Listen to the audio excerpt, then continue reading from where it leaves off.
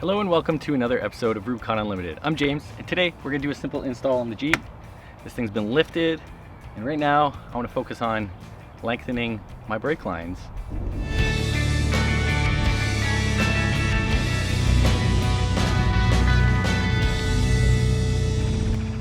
Alright, before we jump into this install, please subscribe to my channel. Thank you. Now this is going to be a fairly easy one. We're going to swap out the old brake lines with these new extended brake lines from Powerstop. These are actually stainless steel braided lines, so arguably we're going to get a stiffer brake feel. They're going to be a bit of an improvement, they're going to be stronger, and when we're at full flex, because of the length, we're not going to be stretching out our brake lines and causing any issues. With that being said, swapping out the old ones means we can save that set as a spare. So don't throw them out, throw them in the back of your Jeep and keep them in case one of your buddies or you might need to swap them back in. It's always good to have a spare, so keep that in mind. Okay, you're gonna notice that I'm sitting at the front driver's side of the Jeep, and this is actually the last brake line that I'm installing, and you're gonna want to start off at the rear passenger side, and that's for bleeding purposes. When you install the brake line, you have to bleed your lines, and you want to always start with the line that's furthest away from the master cylinder, which is located right here in the Jeep. So like I said, this is my last one, and I'm gonna take this front wheel off just for the sake of filming, so I'm gonna go ahead and do that now.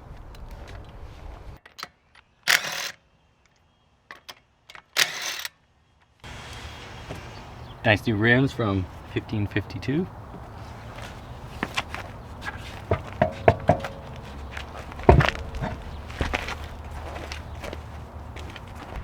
Okay, first thing we're going to do here is remove the banjo fitting from the soft line, and that's going to cause a lot of this brake fluid to drip out, and it is a fluid that is very corrosive, so you're going to want a catch can of sorts. This is actually an old coolant container with the side cut out.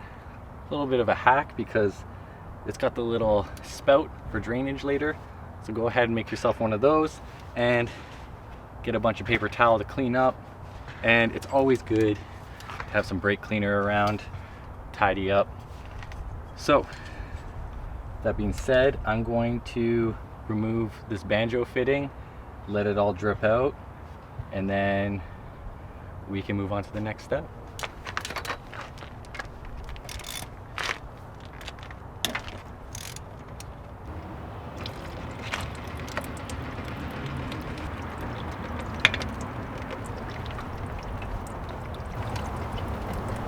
Drip, drip.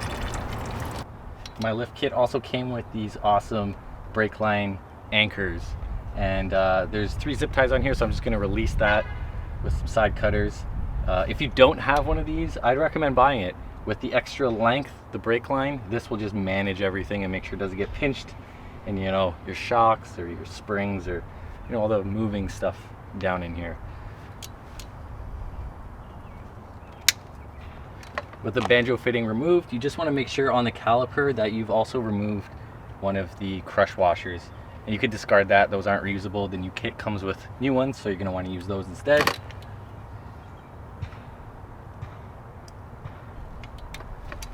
Yeah, so mine was stuck to it. Go ahead and throw that out, clean up the surface, and we'll move on to the other side of the line. Alright, next up we're going to remove the soft line from the hard line, and that's using a 12mm wrench. We're going to break this guy loose.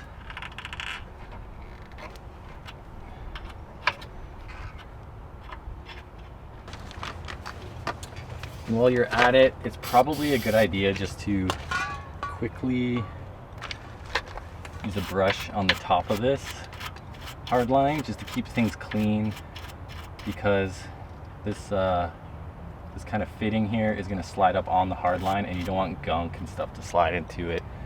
So clean her up. Make sure your pan is ready to collect some fluid, because again, it's going to drip out.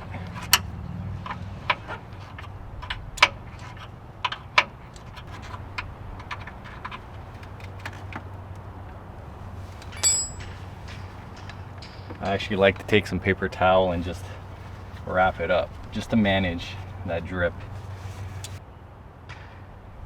You can go ahead and disconnect your sensor line, and your breather hose for your axle is going to also be connected here at the bracket. So we're going to remove that, get that out of the way, and then we've got this bolt here, and that's going to be a 10 mil. So get your 10 mil socket, remove that whole bracket. Save this, we're going to need it for our new one. Our old soft line is free, so we can go ahead and hook this.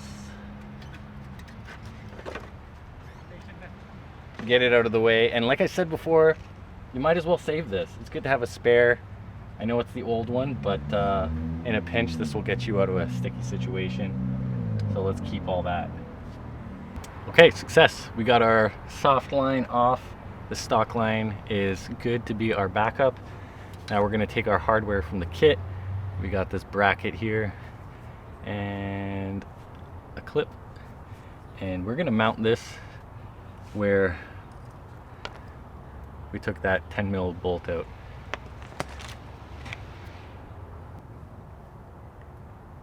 Now this bracket has two holes. I'm going to use the one here on the left side.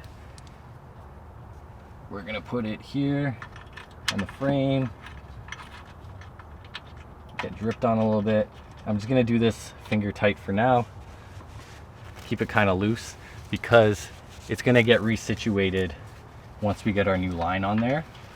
The line's kind of going to dictate what angle this is going to sit. So now we got the end of our new line.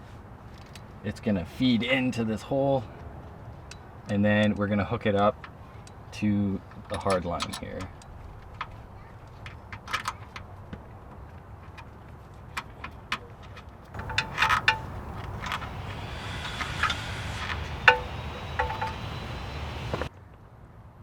Okay, so with this hand tight, we're on the hard line now. We got the soft braided line now attached through the bracket.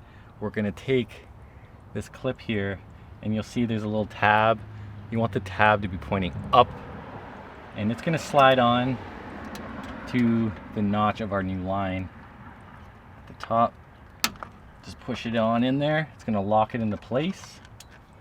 And now with a 10 millimeter, we're going to tighten up our bracket, get it nice and snug up to the frame.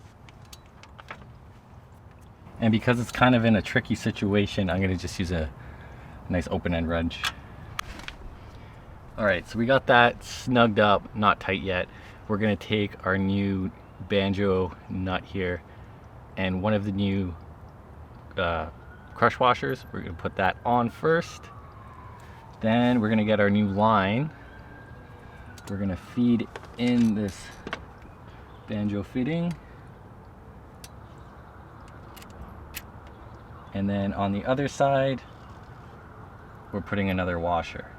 And that will get mounted up to the caliper.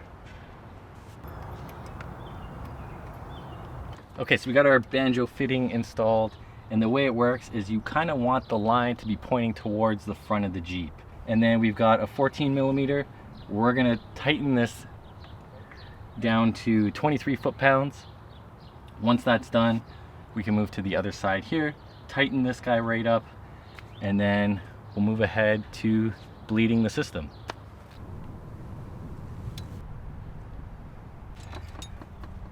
Okay, so I got an 11/16 for our new line and then a 12 millimeter for the hard line, and we're just going to tighten this down. Get it nice and snug. Make sure you wipe everything off, make sure everything's clean. Use your brake clean. Dry it all up, that way you can monitor this whole thing in case you've got any leaks, because you're always going to want to watch out for that after doing an install like this. You want to stay safe, right? Or not, whatever you want to do. Choose your own adventure. We're done with the install. We've got everything tightened up. Now we just have to bleed the brakes. There's a lot of guides online of how to do this. I'm going to show you real quick. The bleeder screws right here. It's an 11 mil wrench. And you're gonna need something like this. This is very makeshift. It's a bottle with a clear line. The clear line's important because we're gonna be monitoring this for any bubbles. That's really what we're watching out for. We want solid brake fluid to be flowing through here. Make sure your master cylinder is nice and full for this. You don't want it to go empty and pull in air. So I'm gonna get my wrench on the fitting here. Then I'm gonna install this clear hose. I'm gonna get my brother, who's gonna help me right now, to pump the brakes. That's gonna create some pressure. Once the pressure has been created, I'm gonna open the fitting. Nothing's gonna come through at the beginning because there's gonna be a lot of air in the line, but our goal is to do that over and over until we get a solid flow of fluid, no bubbles. He's gonna pump and then hold. When he says he's holding, I'm gonna open the fitting, and that's gonna release the pressure. Once that's been released, I'm gonna close the fitting, tell him it's closed, and then he can release his foot and then pump again and hold. And we're gonna do that over and over again. Okay. Okay. Okay. Okay. Oh, there we go. Now we got some fluid running. Okay. Okay. Now we're just gonna keep watching this line to make sure there's no bubbles. Okay. Okay. Some more bubbles. Okay. Okay. Okay. We bled the system, and I recommend watching as many videos as possible, getting really comfortable with that whole bleeding setup. Because that procedure, you want to make sure it's proper, you want to make sure it's done right. If you're uncomfortable with doing it, go to someone that knows how to do it. Pretty much stay safe, because these are your brakes. So now that we have everything hooked up, we're pretty much done. But we want to make sure that our lines, and especially since we've got longer lines now, aren't going to get pinched by the shocks or the springs, or even just wrapped up in your tire while it's spinning. You don't want these things getting torn out. You don't want any of that fun stuff. So I have these brake line anchors from Teraflex. They pretty much flex with your Jeep, so it'll make sure that these lines are always in a safe spot, out of harm's way. So it's got this nice little groove inside at the bottom, and that is for your sensor line here. So that will go in first, and then your brake line goes above it. Once you have those seated and looking good, you then have the ability to put 3 zip ties on here and lock it in. Once it's locked in, make sure you cycle your wheel back and forth, fully one way, fully the other. Make sure nothing's binding. You want to make sure that these, again, have enough slack and are looking good. You don't want anything stretched out. And yeah, that would do it.